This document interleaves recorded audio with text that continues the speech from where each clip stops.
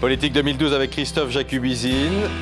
On n'en finit pas de parler de l'onde de choc de l'interview de Dominique Strauss-Kahn sur TF1 dimanche. Parce que, Christophe, c'est au tour de Ségolène Royal d'utiliser les propos de DSK pour s'en prendre vraiment fermement à Martine Aubry. Oui, le coup de pied de l'âne DSK, le baiser de Judas, on a tout dit, vous et moi, depuis lundi, pour parler de cette confidence de DSK sur l'existence d'un pacte entre lui et Martine Aubry, et sur le fait aussi qu'il a avoué effectivement qu'il avait bel et bien l'intention d'être candidat. Finalement, c'est Martine Aubry qui a pris la place. Et bien hier, c'était au tour de Ségolène Royal, vous l'avez dit, de tirer sur l'ambulance Aubry. C'était sur France 3, Limousin. Quand DSK dit qu'il y avait un pacte et que Martine a juré ses grands dieux qu'il n'y avait jamais eu ce pacte, en effet, il y a un certain arrangement avec la vérité qui ne correspond pas, je crois, à ce qu'attendent les Français de leurs responsables politiques.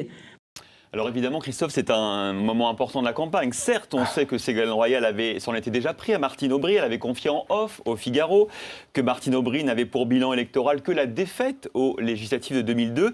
Mais cette fois-ci, Royal la traite très officiellement, on vient de le voir, de menteuse. Peut-être le virage de la campagne royale qui fait peut-être déjà allégeance au vainqueur présumé François Hollande. Bon, pour Martine Aubry, quand même, c'est un coup très dur. Oui, elle n'avait pas besoin de ça, car les soutiens de Martine Aubry ont le moral en berne en ce moment. Leur candidate, déjà en retard, apparaît désormais comme une candidate malgré elle, en quelque sorte. Aubry se plaint d'ailleurs de ne plus entendre ses lieutenants donner de la voix. Où sont passés Henri Emmanuelli ou Claude Barthelone?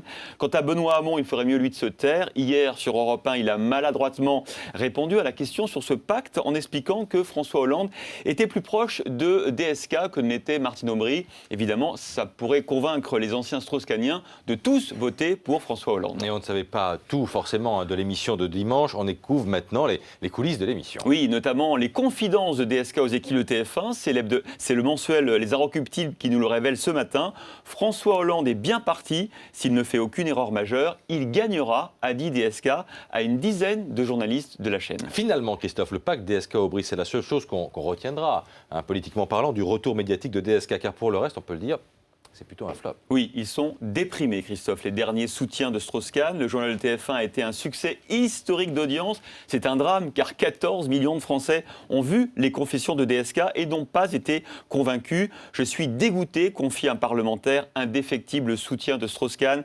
Il n'a pas parlé vrai. Tout était pesé, calibré. Ces communicants en ont fait un mauvais acteur, d'un mauvais polar. C'était sordide, confie-t-il ce matin dans le Canard enchaîné. Et puis, autre confidence d'un autre proche, le 14 mai, date de l'arrestation, nous sommes tombés de l'armoire. Le 18 septembre, date de l'interview à TF1. C'est le ciel qui nous est tombé sur la tête, sur celle aussi de Martine Aubry apparemment. C'était Christophe Jacubizine.